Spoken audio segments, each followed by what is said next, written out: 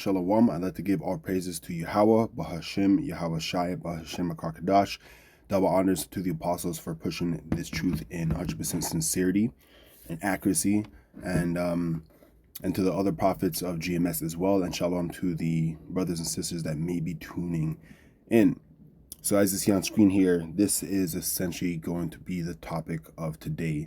Second Ezra's 9 and 1. You know, the elders and Elder Tahar and all the other prophets, they bring this out a lot because, you know, when things go on around the world, we look at it as signs, right? A lot of people mourn and such, but GMS here, we always look at it as signs. We get a little excited because we're getting closer to the, to the end, because that's what it says to look at it as, right? And that's how we see these things. So when there's earthquakes around the world, like we've been hearing more and more about devastating earthquakes that have been going on. For example, on I think it's August 14th in Colombia, there was a 7.4 earthquake, right? And then Indonesia, after like a week after that in Indonesia, there was a 7.7 earthquake. And there's been multitudes of earthquakes all over the world, right? That's been going on of that level. And this has never happened before in this frequency, right? So it's showing you, again, these are signs. These are signs that end times are here, right? They're getting closer and closer to, we're getting closer and closer to when Yahweh Hashem Yahweh Shai is going to return. So again, it says 2 Ezra's 9 and 1. He answered me then and said, measure thou the time diligently in itself, and when thou seest part of the signs pass, which I have told thee before, then shalt thou understand that it is the very same time wherein the highest will begin to visit the world which he made. Therefore, when there shall be seen earthquakes and uproars of the people in the world, then shalt thou will understand that the Most High spake of these things from the days that were before thee, even from the beginning. For like as all that is made in the world hath a beginning and the end is manifest. And even so, the times also of the highest have plain beginnings and wonders and powerful works, and the endings in effect and signs. So these are all signs, right? Earthquakes and uproars of the people in the world. And that's what you hear a lot about recently. Just uproars all over the earth, power outages, people upset about the presidents and how things are going, the wars, the Strait of Hormuz, earthquakes left, right, and center. That's all you are hearing about, right? And these are all signs. I would just these are all signs. And another precept to back that up here is Luke 21, and I think we can actually go to around 10. Then he said unto them, nations shall rise against nation and kingdom against kingdom. Again, that's the wars that you hear about, right? The famines, and that's the wars you hear about. Again, America always starting wars with different countries, going up and snatching up presidents, right? The Strait of Hormuz always fighting with the Middle East. You know, there's Russia as well, Russia and Ukraine. All these different wars going on left, right, and center. Earthquakes left, right, and center. Verse 11, and the great earthquakes shall be in diverse places, right? And famines and pestilence and fearful sights and great signs shall there be from heaven. So these aren't just coincidences. Like a lot of people look at it like, oh, it's coincidences, or why is God letting this happen? He ordained it, right? These are the things he said is going to happen. A lot of people will always think that God is just, fairies and rainbows and daisies and such, right? And then when these things happen, like, what? Why would God allow this? I can't believe it. Doesn't God love everybody? Well, hey, man, if if everybody followed the scriptures, it wouldn't have gone to this point. But these are signs that the end times are here, or they're getting closer and closer and closer. Right?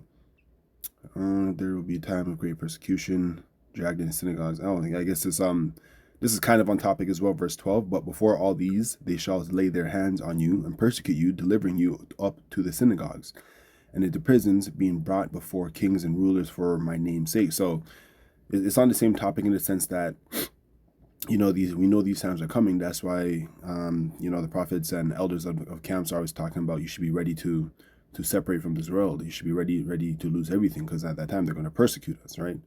Well, Lord willing, we're the elect, but they're going to persecute us, right? And in 13, and it shall turn to you for a testimony. So they're going to test our faith, essentially. They're going to try to either kill us in some way, or it might just be on the run until he returns. But again, these signs are leading up to these times. That's essentially what it's saying.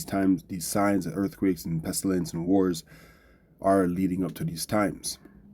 War, famine, disease, earthquakes, all these things, right? And Esau is always cooking up things that he thinks are his own, from his own mind, but it's what Yahweh ordained that's leading up to this time. He allows him to cook up all this foolishness, right? And on that note, there's a precept in Amos that talks about this. So Esau is always cooking up something, and they think it's of their own will. But it says Amos 3 and I'll start at 5. 5 pretty much gets you the point. So, can a bird fall in a snare upon the earth where no jinn is for him? Shall one take up a snare from the earth and have taken nothing at all? Shall a trumpet be blown in the city, and the people not be afraid? Shall there be evil in the city, and the Lord not, and Yahweh hath not done it? Right? Has he not ordained it, essentially? Right? Surely Yahweh, our power, will do nothing but revealeth his secrets unto his servants and the prophets. That's why sometimes they're not fully given to us, right? It says that in the scripture we're given some of the secrets that are unveiled, right? We're not given, maybe not the exact entire picture. Like, we might know the ending, but we didn't know exactly how we're going to get there. But that's why we're always looking for signs. All right. A lion hath roared, who will not fear? Yahweh hath our power. Yahweh hath spoken, who can but prophesy? But yeah, so that's essentially, Esau is always carrying out evilness and doing foolishness behind the scenes as well.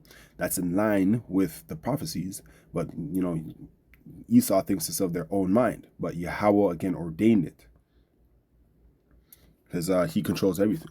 Yahweh Bahashem Yahushai controls absolutely everything. But again, in Esau's mind, they're going to live on forever. They have the complete power. They're in complete rulership. They're trying to be God themselves. Isaiah 45:7, I form the light, I create darkness, I make peace, I create evil. I, Yahweh, do all these things. Again, he controls absolutely everything. Right? So people are on two sides. People will say, why did God allow this? But he did it because it was already ordained. He wants to. And on the flip side, again, Esau thinks it's of their own power, but it's not. He allowed them to do these things because it's aligned with what he wants to happen. Right? Again, just like the example of the devil asking Yahweh Bahashem Shai if he can go out and cause a ruckus, essentially, right? Right? So I think Luke 21 essentially goes into what I just went into, but let's just jump over to there real quick. Just have some scriptures I wrote down that I wanted to dive into, but I think this is already 25. And there shall be signs in the sun and in the moon and in the stars. And that's why, again, we look at everything. And upon the earth, the stress of nations with perplexity, and the sea and the waves roaring. So yeah, man, there's things all over the earth. All these different signs are, a lot of elect are looking for. That's why there's different channels that go into different things that are going on. The news, signs in different parts of the earth that's not even talked about on the news. Always scouring and searching for all these different signs. All right, and men's heart failing them for the fear. And this is during the end times, right? Men's hearts failing them for fear and for looking after those things which are coming on the earth, for the powers of heaven shall be shaken. So that's what end times is going to really look like. Men are just going to look up and just heart attack and die. Hey, most people aren't healthy already, but they can't take this kind of stress that's going to be coming. They shall see the Son of Man coming in the cloud with a power and great glory. That's ultimately what we're waiting for. And so we look upon these signs for this time, right? And when they see these things begin to come to pass, then look up and lift up your heads, for your redemption draweth nigh. So again, that's what we're waiting for. That's why you look at these signs, because they're ultimately it's leading to that. Right? So again, 2 Ezra's 9:1, measure that time diligently, right? That's what it says. Look at the signs, because it's telling us what's coming down the line. Right? And then I want to bring up one more here, then I gotta actually skedaddle to camp, but 2 Ezra 16 and 18 or 17.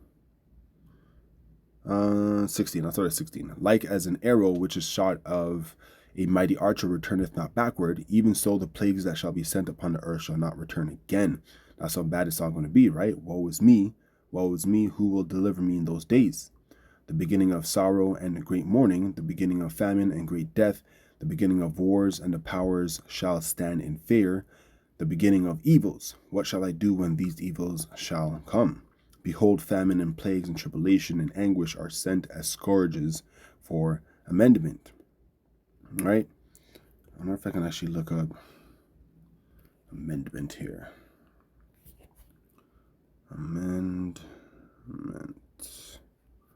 Let's see. Betterment, improvement of persons, correction, reformation, recertification, correction, advancement, improvement, to amend, include the correction. So, hey, man, correction of error in legal process. So, hey, according to the scriptures, which is our legal process, our people went off. Well, most of the earth went off. That's why these scourges are sent for amendment, right? He has to destroy this place to remake it. But for all these things, verse 20, they shall not turn from their wickedness, nor always be mindful of the scourges. Again, that's why there's that amendment. Behold, victuals shall be good and cheap upon earth. They shall think themselves to be in good case. And that happened for a little while. Like things got a little cheaper. Or it might come again because prices are high right now. But it might get cheap again before it gets really high. And even then shall evils grow upon earth, sword, famine, and great confusion. So there's more and more signs are coming that are telling us that the end times are upon us, or it's getting closer and closer and closer each day.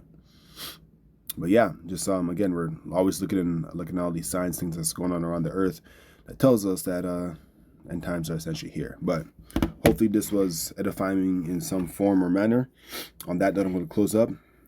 I'd like to give all praises to Yahweh, Bahashim, Yahweh Shai, Bahashim, Rakakadash, double honors to the apostles and prophets of Great Millstone for pushing this truth in 100% sincerity. And shalom to the sisters and brothers that may be tuning in.